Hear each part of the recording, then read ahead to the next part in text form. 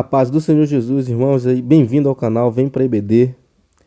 Nós estudamos aqui a revista da CADB, estamos na lição de número 13, a gloriosa ressurreição de Jesus. Estamos na pré-aula aí do bloco 2, Paz seja convosco.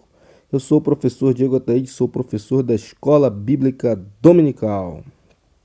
Irmão, eu quero estar te agradecendo aí aos irmãos que prontamente aí de coração atenderam ao nosso pedido e se inscreveram no canal. Quero dizer que vocês são bênção para a nossa vida, para esse ministério aí da Escola Bíblica Dominical.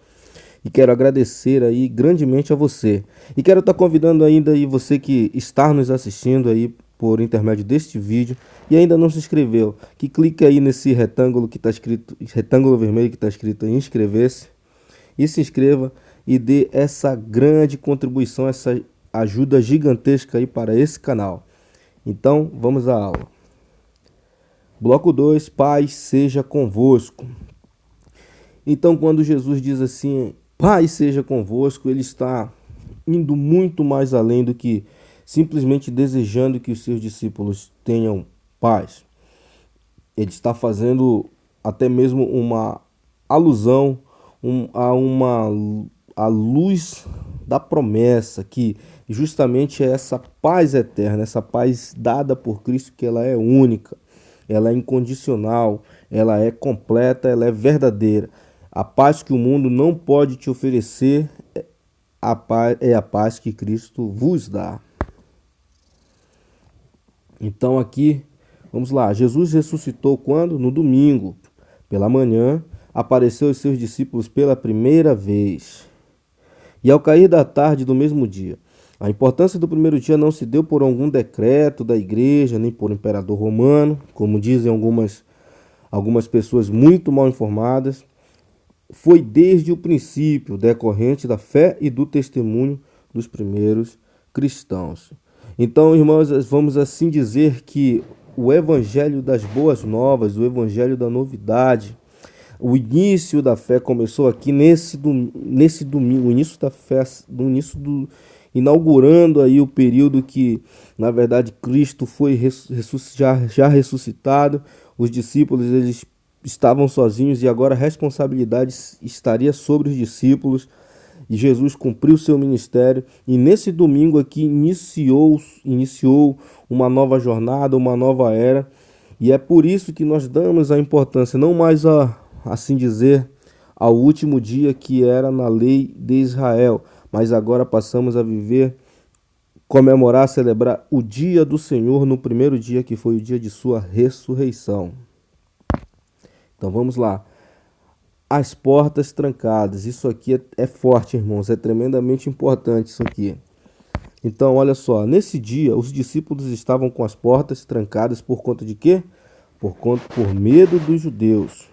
As portas trancadas são um emblema, é um símbolo. Na verdade, essas portas trancadas aqui, elas transpareceram o sentimento dos discípulos ali naquele momento.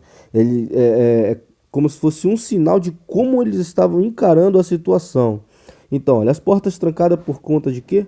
Por conta do medo. Antes do Pentecoste, os discípulos estavam escondidos atrás das portas trancadas por causa do medo dos judeus. Então, depois do Pentecostes, foram presos por falta de medo. É um contraste. Enquanto eles estavam, vamos assim dizer, assombrados, sem expectativa, totalmente arrasados, com medo do que deveria vir. Então, eles se esconderam e trancaram as portas.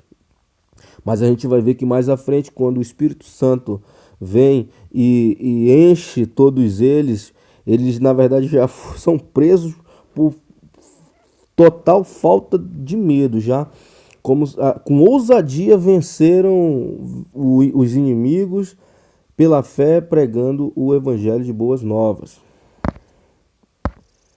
Então, ainda sobre as portas trancadas por falta de quê? Por falta de paz. Jesus disse aos discípulos, o quê? A paz seja convosco. Então, as portas trancadas pela ausência de Cristo, como a gente já mencionou. Os discípulos estavam acostumados a ter Jesus por perto todas as horas. Mas desde a sexta-feira, da crucificação, quando ele foi pregado na cruz, e depois depositado no túmulo de José de Arimateia, eles estão privados de sua presença. Então repare, irmãos, que desde o início do ministério de Cristo até a sexta-feira da crucificação, os discípulos eles sempre tinham Jesus por perto. Eles já tinham se acostumado a ter o mestre ao lado. Então eles estavam vivendo, vamos assim dizer, um momento de angústia porque Jesus não estava ao seu lado como eles imaginavam, como eles já estavam acostumados a ter. Então, quando Jesus não está presente, o nosso coração também se enche de medo. Com a presença do Cristo vivo, os discípulos se alegram. Então, cabe aqui lembrar que essa experiência dos discípulos aí, ela também se ocorre muitas vezes nos dias de hoje. O ser humano, as pessoas aí, quando não tem Cristo, geralmente são acompanhadas por esse sentimento de angústia, esse sentimento de abandono, esse sentimento de medo. Mas o que eu tenho a te dizer é que, apesar de Cristo não estar aqui em carne, pelo contrário, ele reina, ele vive dentro de nós agora através do Espírito Santo e ele está glorificado no céu, aguardando o momento de vir buscar a sua igreja. E isso nos traz paz, isso nos traz a confiança, isso é o verdadeiro evangelho. Então, visita surpresa. Nessa primeira aparição de Jesus a seus discípulos, Tomé não estava presente. E a gente também não sabe porque Tomé não estava presente. Não adianta ficarmos tentar imaginar. Tomé foi fazer isso, aquilo ou aquilo outro. Na verdade, isso pouco importa. O que importa é que ele não estava presente. Quando foi informado do fato glorioso, duvidou fortemente. E isso é que importa. O lema de Tomé era o quê? Era ver para crer. Esse episódio aqui com Tomé, na verdade, ele tem um significado tão profundo, porque ele retrata aí praticamente a condição humana da dúvida, a condição humana de ter vivido já com Cristo, mas não crer, não ter entendido a promessa, a condição humana do tamanho da fé, que existem níveis de fé. Foi justamente isso aí que aconteceu com Tomé. Tomé precisou ver para crer. Então, olha, somente João ele registra esse episódio que está relacionado com a fé ou a falta de fé de Tomé, né? Que é mais uma exclusividade do Evangelho de João. Anote aí. O seu outro nome, que significa Dídimo, ou o seu outro nome que era Dídimo, que significa o gêmeo, João parece ter especial interesse aí nesse companheiro que é Tomé, que é apresentado como um homem de temperamento pessimista. Os acontecimentos dos últimos dias ali que estavam sucedendo pareciam ter confirmado os piores medos aí de Tomé. Jesus chegou e por alguma razão desconhecida, como a gente já viu, Tomé não estava com os demais discípulos. E ele cometeu um grande erro. Tomé se retirou da companhia cristã. Ele procurou a solidão ao invés da união.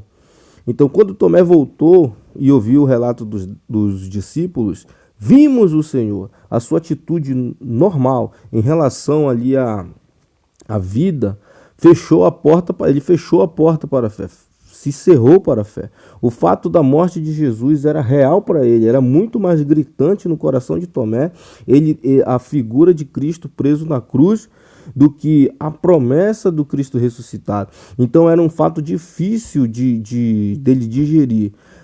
Antes de poder acreditar no relato de que Jesus estava vivo, ele teria de ter uma prova que se equiparasse ao fato da cruz e de um sepulcro, porque isso ele tinha visto. Assim ele definiu seu próprio critério para uma prova.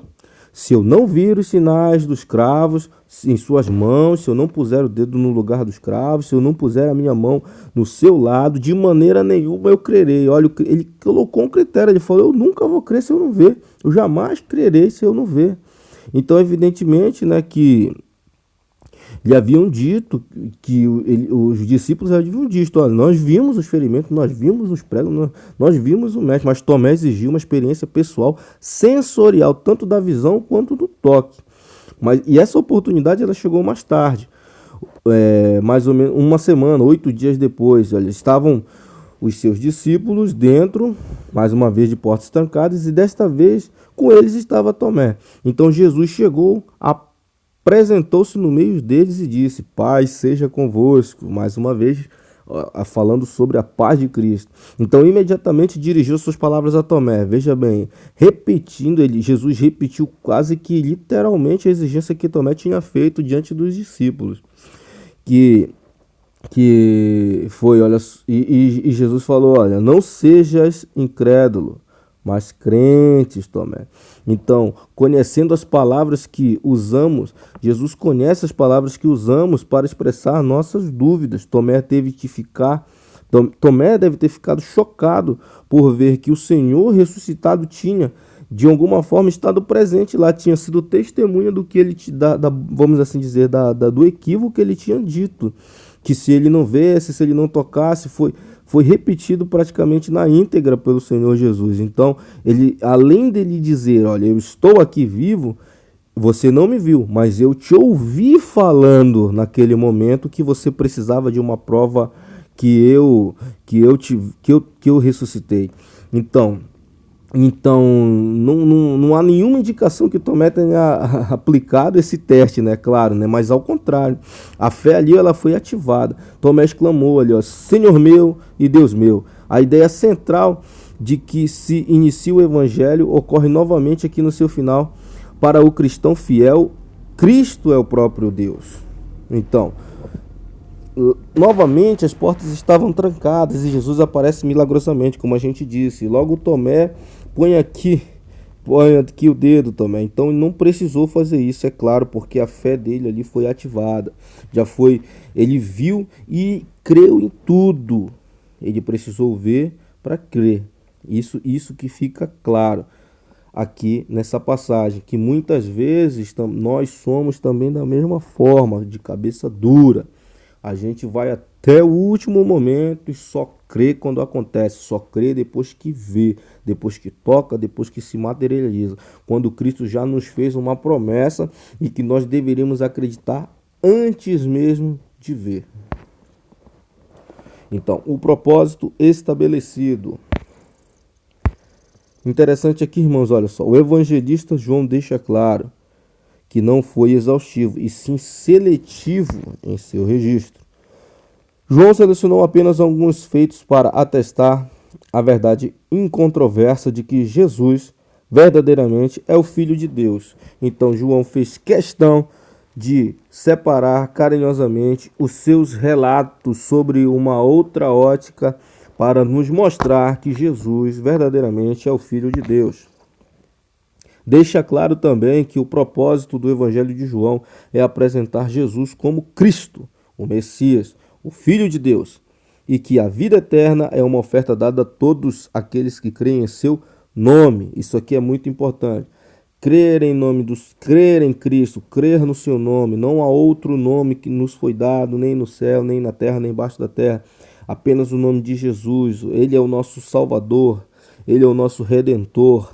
Então, salvação só através do sacrifício de Cristo. Você crê e é salvo. Não existe outra porta, não existe outro caminho, não existe atalho. Cristo é a salvação, Cristo é o verdadeiro caminho. Warren Wiersbe diz assim, olha só: a vida eterna não é apenas um tempo, olha só, tempo sem fim, mas é a própria vida de Deus vivida a partir de agora. Tem gente que diz assim: irmãos, eu estou esperando a vida eterna, eu estou esperando a minha vida nova. Mas na verdade aqui o comentarista ele nos deixa bem claro que a nossa vida eterna ela já começou, porque nós não precisamos morrer para começar a ter vida eterna. Ele já a tem em Cristo hoje. Então, o verdadeiro cristão, o verdadeiro servo de Jesus, já tem a vida eterna em Cristo agora, nesse exato momento. Ele já vive em novidade, ele já experimenta o que Cristo tem de melhor para ele, que é justa a plena comunhão, viver o Espírito Santo, viver pela fé, viver por Cristo. Então aqui chegamos ao final do segundo bloco. Eu quero te agradecer a você que chegou até aqui. nos assistindo. Quero te pedir para você dar o seu joinha e o seu like. E se você ainda não é inscrito em nosso canal, por favor, irmão, se inscreva aí que você vai estar contribuindo para essa obra continuar. Você vai estar nos ajudando grandemente aí, fortemente com a sua inscrição. Vai estar motivando e nos incentivando a continuar este trabalho. Então, até a próxima aula. A paz do Senhor Jesus.